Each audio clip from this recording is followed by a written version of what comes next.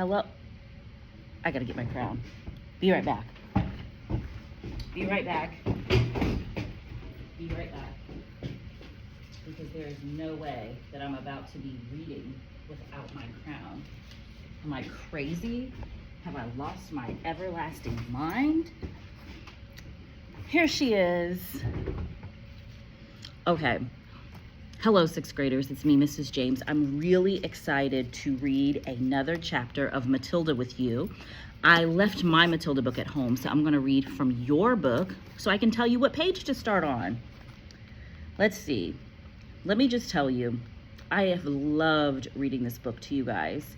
I absolutely have enjoyed how much fun we've had. I hope that it has been fun for you as well. We have lots of things that we are going to be doing this week and next week to kind of do some end of the book activities.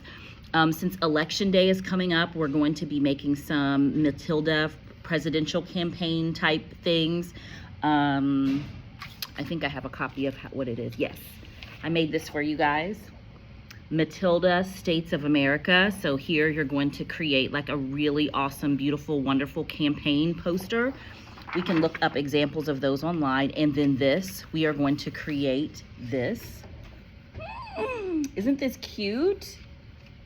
And you're going to write a summary here, and then we're going to write different words. It's just going to, descriptive words is what are going to be here. I didn't write descriptive words because I wanted you to be able to think of your own, but there's a summary and neat handwriting. The coloring is beautiful. I cannot wait to make those as well. So we've got lots of things to do. Lots of fun still left to be had, and definitely the movie. I'm really excited to watch that with you guys. We're going to break into my sister Brittany's Netflix account, and we are going to watch Netflix. Anyways, let's turn to page 227, A New Home. Can't believe this is the end. Okay, here we go. Page 227, A New Home. Later that day, the news began to spread that the headmistress had recovered from her fainting fit and had then marched out of the school. Now, this was funny when she passed out. I remember Jamal, he was sitting over there and he was like, they took 5 people to pick her up and carry her out. He was like, that's crazy. So yeah, that is crazy. Later that day, the news began to spread that the headmistress had recovered from her fainting fit and had then marched out of the school building, tight-lipped and white in the face. The next morning, she did not turn up at school. At lunchtime, Mr. Trilby, the deputy head, telephoned her house to inquire if she was feeling unwell. There was no answer to the phone. When school was over, Mr. Trilby decided to investigate further, so he walked to the house where Miss Trunchbull lived on the edge of the village. The lovely, small, red brick Georgian building known as the Red House, tucked away in the woods behind the hills. He rang the bell. No answer. He knocked loudly. No answer.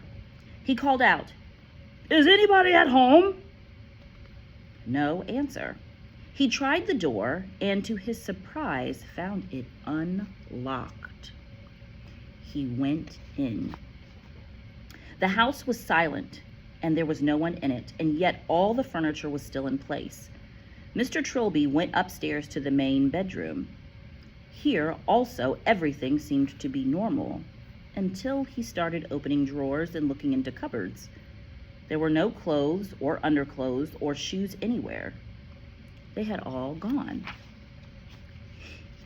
She's done a bunk, Mr. Trilby said to himself, and he went away to inform the school governors that the headmistress had apparently vanished.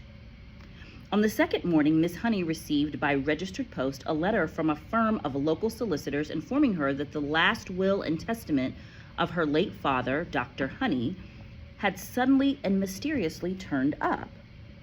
This document revealed that ever since her father's death, Miss Honey had in fact been the rightful owner of a property on the edge of the village known as the Red House, which until recently had been occupied by a Miss Agatha Trunchbull.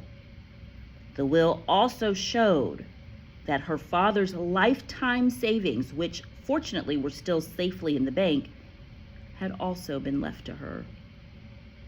The solicitor's letter added that if Miss Honey would kindly call into the office as soon as possible, then the property and the money could be transferred into her name very rapidly.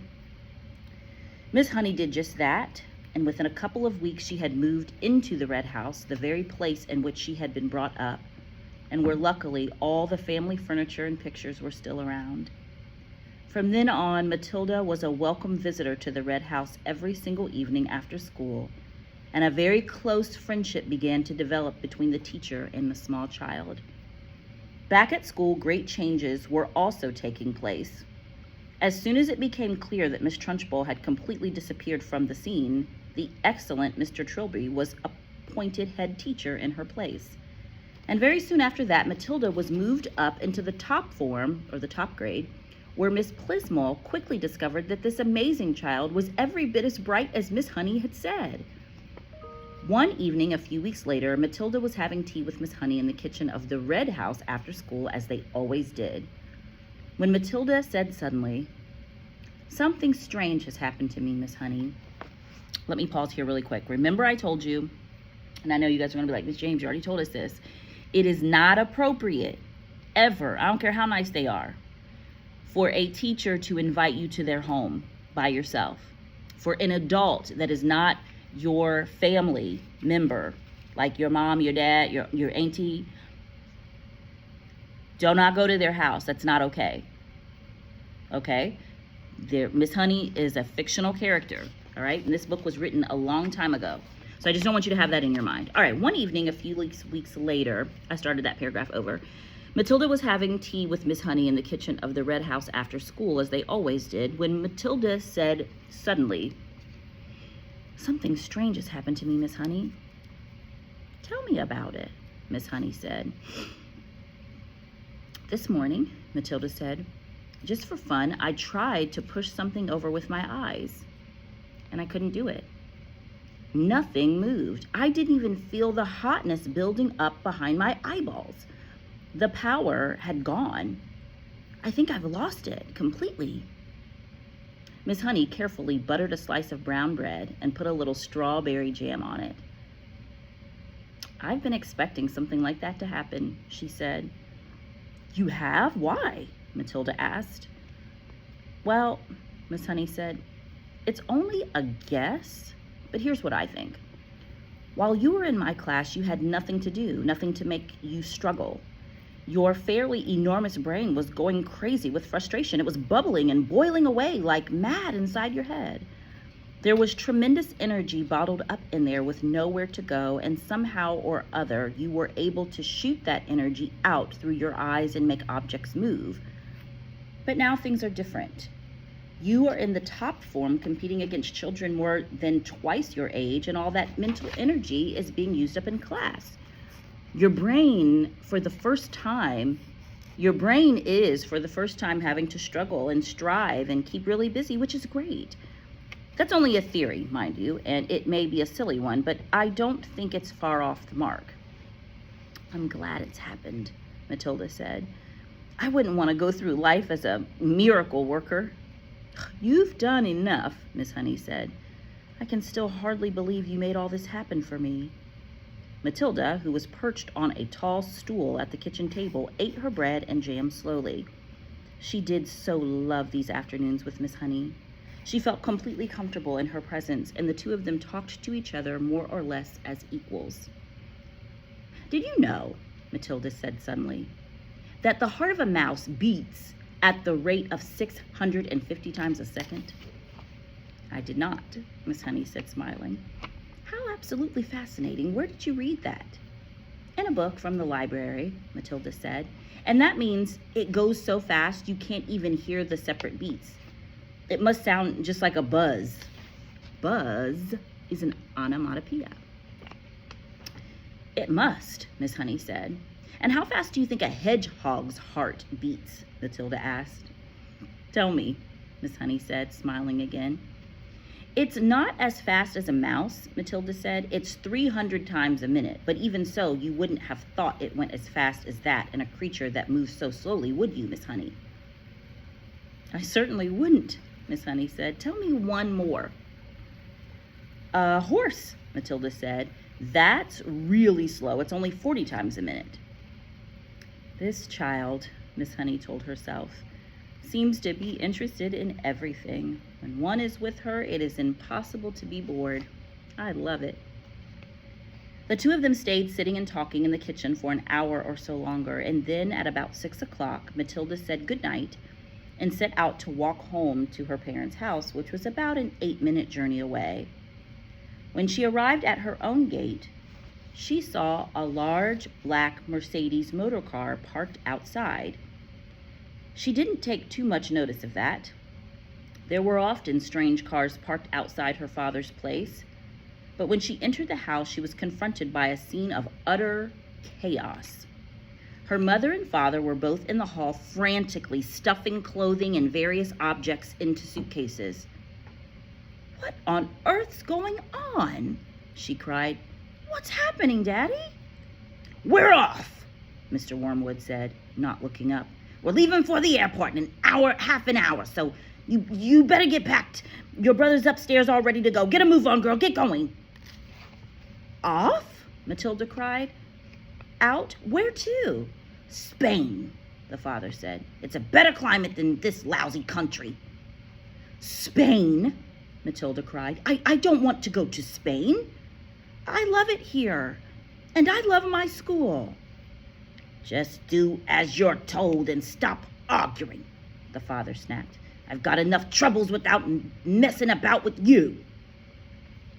"But, Daddy," Matilda began. "Shut up!" the father shouted. "We're leaving in 30 minutes. I'm not missing that plane." "But how long for, Daddy?" Matilda cried. "When are we coming back?" "We aren't," the father said. "Now beat it, I'm busy." Matilda turned away from him and walked through the open front door. As soon as she was on the road, she began to run. She headed straight back towards Miss Honey's house, and she reached it in less than 4 minutes. She flew up the drive, and suddenly she saw Miss Honey in the front garden, standing in the middle of the bed of roses, doing something with a pair of clippers. Miss Honey had heard the sound of Matilda's feet racing over the gravel, and now she straightened up and turned and stepped out of the rose bed as the child came running up. My," she said. "What in the world is the matter?" Matilda stood before her, panting, out of breath, her small face flushed crimson all over. "They're leaving," she cried. "They've all gone mad, and they're filling their suitcases, and they're leaving for Spain in about 30 minutes. "Who is?" Miss Honey asked quietly. "Mommy and Daddy and my brother Mike, and they say I've got to go with them." "You mean for a holiday?" Miss Honey asked. "Forever!" Matilda cried. "Daddy said we're never coming back." There was a brief silence. Then Miss Honey said, "Actually, I'm not very surprised." "You mean you knew they were going?" Matilda cried. "Oh, why didn't you tell me?" "No, darling," Miss Honey said. "I did not know they were going, but the news still doesn't surprise me." "Why?" Matilda cried. "Please tell me why." She was still out of breath from the running and from the shock of it all. "Because your father," Miss Honey said, "is in with a bunch of crooks. Everyone in the village knows that." I want to write that down because I want to make that a test question. Everyone in the village knows that. My guess is that he is a receiver of stolen cars from all over the country. He's in it deep. Matilda stared at her open-mouthed. Miss Honey went on. "People brought stolen cars to your father's workshop where he changed the number plates and resprayed the bodies a different color and all the rest of it. And now somebody's probably tipped him off that the police are onto him, and he's doing what they all do, running off to Spain where they can't get him. He'll have been sending his money out there for years, all ready and waiting for him to arrive." They were standing on the lawn in front of the lovely red brick house with its weathered old red tiles and its tall chimneys, and Miss Honey still had the pair of garden clippers in one hand. It was a warm golden evening, and a blackbird was singing somewhere nearby. "I don't want to go with them," Matilda shouted. Suddenly, "I won't go with them." "I'm afraid you must," Miss Honey said. "I want to live here with you," Matilda cried out. "Please let me live here with you." "I only wish you could," Miss Honey said, "but I'm afraid it's not possible. You cannot leave your parents just because you want to. They have a right to take you with them." "But what if they agreed?" Matilda cried eagerly. "What if they said, 'Yes, I can stay with you'? Would you let me stay with you then?"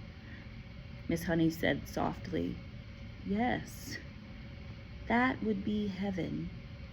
"Well, I think they might," Matilda cried. "I honestly think they might. They don't actually care tuppence about me."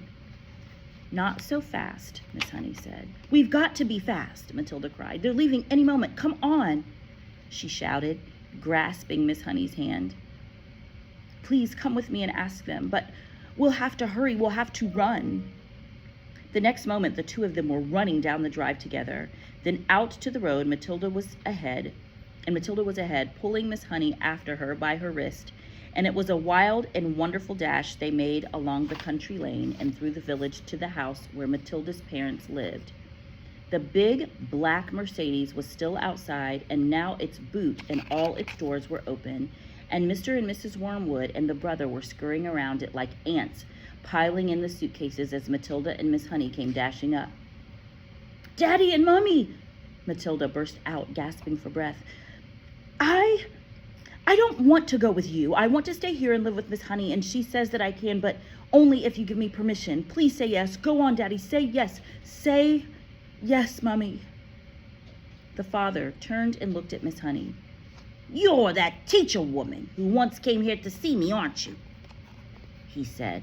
Then he went back to stowing the suitcases into the car. His wife said to him, "This one'll have to go on the back seat. There's no more room in the boot." "I would love to have Matilda," Miss Honey said. "I would look after her with loving care, Mr. Wormwood, and I would pay for everything. She wouldn't cost you a penny, but it was not my idea. It was Matilda's, and I will not agree to take her without your full and willing consent." "Come on, Harry," the mother said, pushing a suitcase into the back seat. "Why don't we let her go if that's what she wants? It'll be one less to look after." "I'm in a hurry," the father said. "I've got a plane to catch. If she wants to stay, let her stay. It's fine with me." Matilda leapt into Miss Honey's arms and hugged her, and Miss Honey hugged her back. And then the mother and father and brother were inside the car, and the car was pulling away with the tires screaming. The brother gave a wave through the rear window, but the other two didn't even look back. Miss Honey was still hugging the tiny girl in her arms, and neither of them said a word as they stood there watching the big black car tearing around the corner at the end of the road and disappearing forever into the distance. The end. Oh, the end. I love it. Well, I hope you enjoyed reading Matilda with me. I loved reading this with you. Have a good day, 6th graders. I'll see you soon.